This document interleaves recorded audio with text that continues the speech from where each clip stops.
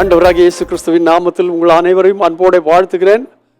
ஒரு புதிய வாரத்திற்குள்ளே நாம் பிரவேசித்திருக்கிறோம். இந்த நாளிலேயும் நீங்கள் சுகமாயிருப்பீர்களாக. கர்த்தர் உங்களை ஆசீர்வதிப்பாராக, உங்களை பலப்படுத்துவாராக, நீங்கள் மனரம்யமாயிருப்பீர்களாக. ஒரு முறை கூட ஞாபகப்படுத்துகிறேன், இந்த வாரம் வியாழக்கிழமை முதல் ஞாயிற்றுக்கிழமை வரை, அதாவது மே 21 முதல் 24 வரை பிளஸோ 2026 திருச்சியில் உள்ள பிஷப் ஈபர் கல்லூரி வளாகத்தில் நடைபெற இருக்கிறது. போக விரும்புகிறவர்கள் அதில் போய் கலந்து கொள்ளும்படி நான் உங்களை உற்சாகப்படுத்துகிறேன். இன்றைய தினம் ரோமருக்கு எழுதின நிருபம் 8ஆம் அதிகாரத்திலிருந்து ஒரு வசனத்தை உங்களுக்கு ஞாபகப்படுத்துகிறேன். நான் முன்பே சொல்லியிருக்கிறபடி ரோமருக்கு எழுதின நிருபம் 8ஆம் அதிகாரம், it is a fantastic chapter. அவைகள் சொல்லப்பட்ட ஒவ்வொன்றையும் நாம் உட்கொண்டு உள்வாங்கி அதன்படி நடந்தால் நம்மை போல பாக்கியவான்கள் இருக்க முடியாது. ஏனென்று கேட்டால் அதன் கடைசி வசனத்துக்கு முந்தின வசனத்திலே இவ்விதமாய் நாம் வாசிக்கிறோம், இவை எல்லாவற்றிலையும், அதாவது 37ஆம் வசனம், இவை எல்லாவற்றிலையும் நாம் நம்மில் அன்பு கூறுகிறவராலே முற்றும் ஜெயம் கொள்ளுகிறவர்களாக இருக்கிறோம். ஆனால் இன்றைக்கு நான் உங்களுக்கு வாசிக்க விரும்புகிற வசனம்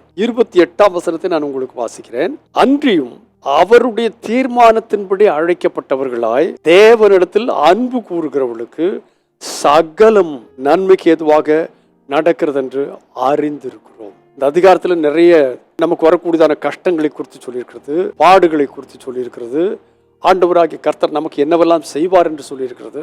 இவைகளின் நடுவில் இந்த ஒரு வசனத்தை கர்த்தர் சொருகி வைத்திருக்கிறார். என்னவென்று கேட்டால், அவருடைய தீர்மானத்தின்படி அழைக்கப்பட்டவர்களாய். அவருடைய தீர்மானத்தின்படி அழைக்கப்பட்டவர்கள் என்று சொன்னால் அவர் யாரை அழைத்தார்? மத்தேயு 11:28 சொல்லியிருக்கிறார், வருத்தப்பட்டு பாரம் சுமக்கிறவர்களே நீங்கள் எல்லாரும் என்னிடத்தில் வாருங்கள், ஜாதி மத பேதமின்றி, மொழி வித்தியாசமின்றி, தேச வித்தியாசமின்றி, உலகத்தில் உள்ள சகல ஜனங்கள் என்னிடத்தில் வாருங்கள், நான் உங்களுக்கு இளைப்பாறுதல் தருவேன் என்று அவர் அழைத்தார். அந்த அழைப்பை பெற்றுக் கொண்டவர்கள் தேவனிடத்தில் அன்பு கூறணும்.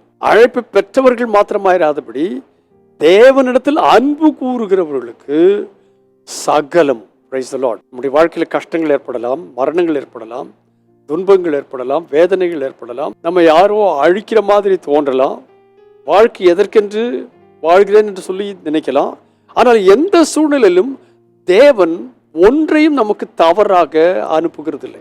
அவரிடத்தில் அன்பு கூறுகிறவர்களுக்கு சகலமும் நன்மைக்கு ஏதுவாக நடக்கிறது என்று அறிந்திருக்கிறோம், அறிஞ்சிருக்கணும். It must be our knowledge. அது நம்முடைய காதலை கேட்கிற வார்த்தைகள் அல்ல, நம்முடைய அறிவு. நான் தேவனால் அழைக்கப்பட்டிருக்கிறேன், அவருடைய அனாதி தீர்மானத்தின்படி நான் அழைக்கப்பட்டிருக்கிறேன், ஆகையினாலே அந்த அழைப்பை நான் ஏற்றுக்கொண்டு அவரிடத்தில் பரிபூர்ணமாய் நான் அன்பு கூறுகிறேன். இப்படி செய்கிறவர்களுக்கு சகலமும் நன்மைக்கு ஏதுவாக நடைபெறுகிறது என்று அறிந்திருக்கிறோம். இந்த காலை வேளையில உங்கள் வாழ்க்கையில தேவனாய கர்த்தர் என்னதான் நடந்தாலும் பரவாயில்ல, நீங்கள் தேவனால் அழைக்கப்பட்டவர்களா, கர்த்தரிடத்தில் அன்பு கூறுகிறீர்களா, சகலமும் நன்மைக்கு ஏதுவாக நடைபெறுகிறது என்று அறிந்து அதை சந்தோஷமா ஏற்றுக்கொள்ளுங்கள். கர்த்தர் அதை அப்படியே மாற்றி போடுவார். பரிசுத்த பிதாவே இயேசு கிறிஸ்துவின் நாமத்தினாலே காலைவேளையில தந்த வசனத்துக்காய் ஸ்தோத்திரம். ஆண்டவராகிய கர்த்தாவே, நீர் எங்களை உலக ஸ்தாபனங்களுக்கு முன்பாக எங்களை தெரிந்து கொண்டீர், ஏற்ற வேளையில அழைத்தீர். அழைத்தது மாத்திரமல்ல, உடைய சொந்த குமாரன் என்றும் பாராமல் உடைய குமாரன் என்று குமாரன் எங்களுக்காக தந்தவர்.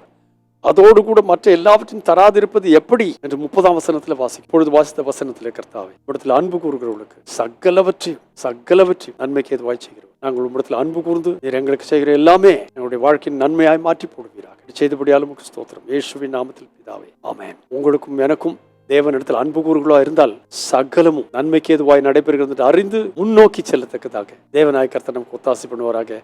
God bless you abundantly again and again and again and again. Amen.